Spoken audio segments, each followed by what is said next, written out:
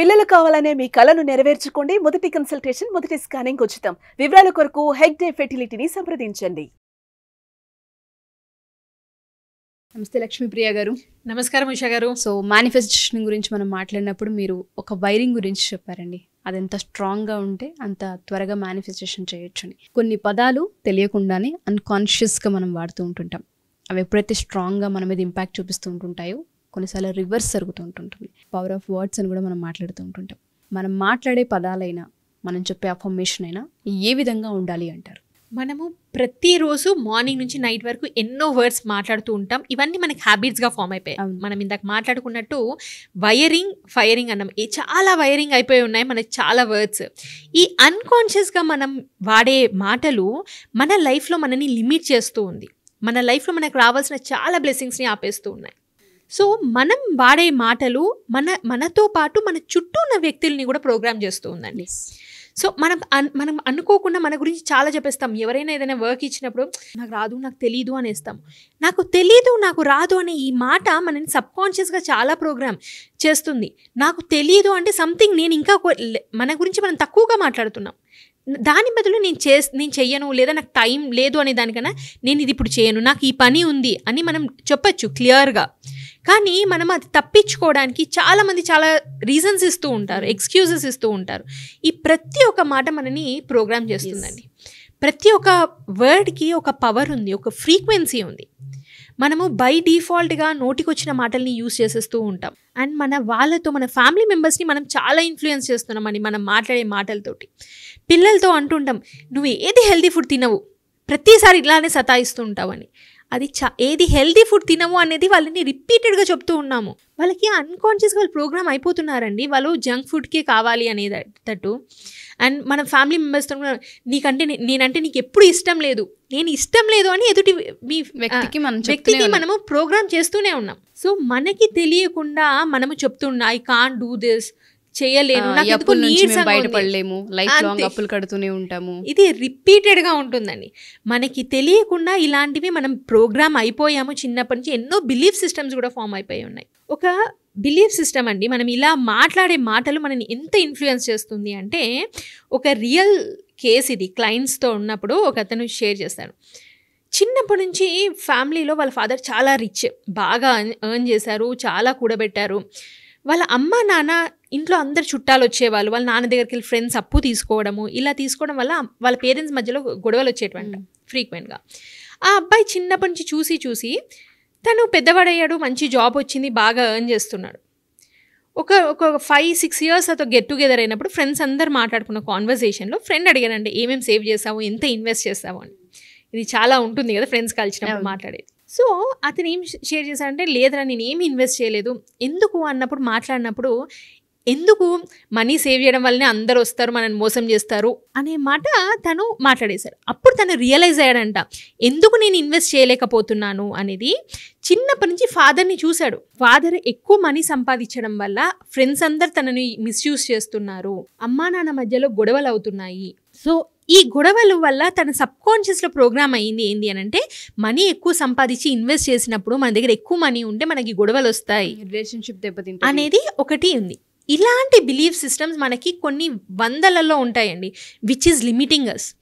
నిజంగా మీరు ఫైనాన్షియల్గా లైఫ్లో గ్రో అవ్వాలి అని అనుకుంటే మీకు ఎలాంటి బిలీఫ్ సిస్టమ్స్ ఉన్నాయి? సో మనము దీని గురించి ఒక 5 days ప్రోగ్రామ్ చేస్తున్నాము. మనకున్న నెగిటివ్ బిలీఫ్స్ ఏంటి అనేది మనం రియలైజ్ అయినప్పుడు 100% మనం ఆ నెగిటివ్ బిలీఫ్స్ని రూట్స్ నుంచి తీసేసి మన లైఫ్లో ముందుకెళ్ళచ్చు. సో ప్రతి ఒక్కరికి ఈ బిలీఫ్ సిస్టమ్స్ ఉన్నాయండి మనకి. సో మనం రియలైజ్ అవ్వాలి.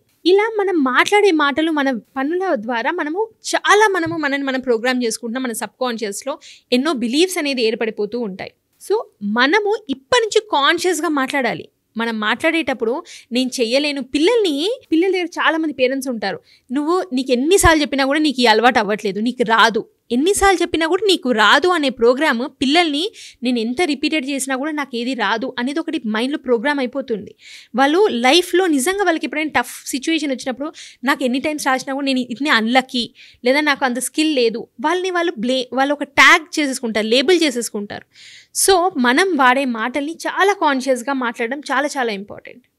మన వర్డ్స్కి ఎంత ఇన్ఫ్లుయెన్స్ ఉంటుంది అనేది ఒక ఎక్స్పెరిమెంట్ చేశారండి. డాక్టర్ మసారో ఎమోటో అనే సైంటిస్ట్, జపనీస్ సైంటిస్ట్, ఏం చేశారు అని అంటే ఒక మురికి కాలువలో నుంచి వాటర్ తీసుకొచ్చి వాటిని టెస్ట్ చేశారు. వాటర్ ఎలా ఉంది అంటే మైక్రోస్కోప్లో చూస్తే చాలా వియర్డ్ ఫేసెస్, చాలా భయంకరంగా ఉంది అనమాట అవి చూస్తే కూడా.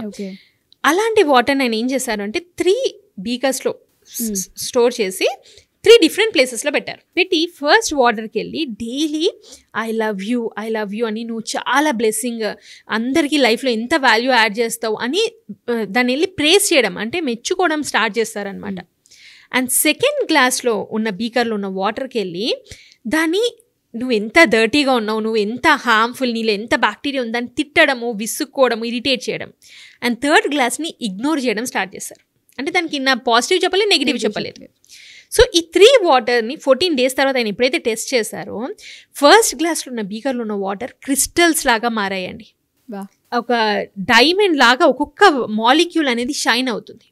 అండ్ సెకండ్ దాంట్లో ఉన్న దాంట్లో ఇంకా వియర్డ్గా అయింది, నెగిటివ్గా మాట్లాడి అదంతా వియర్డ్గా ఒక డెవిల్ ఫేసెస్ లాగా అయ్యాయి, గోస్ట్ లాగా అయింది అనమాట. అండ్ ఏదైతే ఇగ్నోర్ చేశారో ఇగ్నోర్ చేసిన వాటర్ కూడా ఇంకా వర్స్ట్గా అయిందనమాట. మనం ఇగ్నోర్ చేస్తూ ఉంటాం, మన ఫ్యామిలీ మెంబర్స్ ఏదైనా చెప్తుంటే చూస్తున్నట్టు ఇగ్నోరెన్స్ చాలా డేంజర్ థింగ్ అండి. అక్కడ చాలా నెగిటివ్ ఎమోషన్స్ని క్యారీ చేస్తున్నాం ఇగ్నోరెన్స్ తోటి. సో ఇక్కడ మనం ఏంటి అని అంటే బేసిక్గా మన వర్డ్స్ తోటి ఎంత చేంజ్ తీసుకురాగలుగుతున్నాం. మన బాడీలో 70% వాటర్ ఉందండి. సో ప్రతి ఒక్క వాటర్ మాలిక్యూల్ మనం మాట్లాడే మాటలతోని ప్రోగ్రామ్ అవుతుంది. సో అన్కాన్షియస్గా మనం ఎన్నో మాట్లాడుతూ ఉంటాం. మనకి ఎంతో ఆపర్చునిటీ వచ్చినప్పుడు కూడా మనం పాజిటివ్గా మాట్లాడడానికి రెడీగా ఉండం. ఫర్ ఎగ్జాంపుల్ ఇప్పుడు న్యూ ఇయర్ అందరూ మనని విష్ చేస్తారు, హ్యాపీ న్యూ ఇయర్ అనగానే చాలా మంది ఏం చేస్తారు, సేమ్ టు యూ. ఇక్కడ మనకు ఒక మంచి ఆపర్చునిటీ ఉంది వేరే వాళ్ళ లైఫ్లో వాల్యూ యాడ్ చేయడానికి. మనం ఎప్పుడైతే మన యూనివర్స్లో మన స్పిరిచువాలిటీ కూడా చెప్పేది ఏంటంటే వాట్ ఎవర్ యూ గివ్ మనకు అది ఒక 10,000 టైమ్స్ రిటర్న్ అయ్యి వస్తుంది. సో ఒకరు నేను హ్యాపీగా విష్ చేసినప్పుడు వాళ్ళని మనస్ఫూర్తిగా విష్ చేయొచ్చు, హ్యాపీ న్యూ ఇయర్ అని, may this year be fulfilled year అని మనం విష్ చేయొచ్చు. కానీ ఏం చేస్తారు, సేమ్ టు యూ అంటే you are not at all giving. ఒక పాజిటివ్నెస్ని ఒకరికి షేర్ చేస్తలేవు, then you won't be deserving. అంత పాజిటివ్ రిటర్న్ రావడానికి మనం డిజర్వింగే కాకుండా ఉంటున్నాం. So what I mean is utilize every word. మీరు మాట్లాడే మాటల్ని కాన్షియస్గా చెక్ చేయండి. క్లయింట్స్ చాలా మంది అఫర్మేషన్స్ రాయమన్నప్పుడు కూడా వాళ్ళు ఏం చేస్తూ ఉంటారంటే I want to free from deaths, అప్పులు తీరిపోవాలి, నేను ఏం టాబ్లెట్స్ తీసుకోకుండా హెల్తీగా ఉన్నాను. అప్పులు అనేది మళ్ళీ again it's a negative word. మళ్ళీ నేను టాబ్లెట్స్ తీసుకోవద్దు అంటే నువ్వు somewhere you're unconsciously programming yourself, నాకు ఏదో డిసీజ్ రావాలి, నేను టాబ్లెట్స్ తీసుకోవాలి అని. సో మనం మాట్లాడే వర్డ్స్ మనని ఎంతో ప్రోగ్రామ్ చేస్తుందండి. So be conscious about the words we're using. Okay, so ప్రతి పదానికి ఎనర్జీ ఉంటుంది, ఫ్రీక్వెన్సీ ఉంటుంది. 100%. ఓకే, సో లక్ష్మీప్రియ గారు చెప్పినట్టుగానే కొన్ని సంవత్సరాల నుంచి ఒక మాట లేదంటే కొన్ని పదాలు మనకు అలవాటుగా మారిపోతుంటుంటాయి.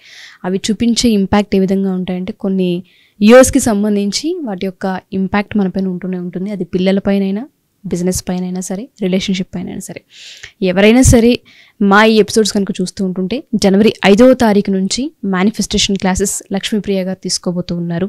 సో డబ్బుని సంపాదించాలి అనుకున్న, డబ్బుని ఆకర్షించాలనుకున్న, బిజినెస్ని డబుల్ ట్రిపుల్ మీరు రిటర్న్స్ చూడాలి అనుకున్న, రిలేషన్షిప్లో కొత్త చేంజ్ని మీరు అట్రాక్ట్ చేయాలి అనుకున్న, లేదు అంటే ఒక నెగిటివ్ నుంచి ఒక పాజిటివ్లోకి మీరు వెళ్ళాలి అనుకున్న, చాలా పెద్ద ఇంపాక్ట్ అయ్యే విషయాలు ఇందులో మీరు నేర్చుకుంటూ ఉంటారు. 1% చేంజ్ అనేది మీ లైఫ్లో డెఫినెట్గా కనిపిస్తూ ఉంటుంది.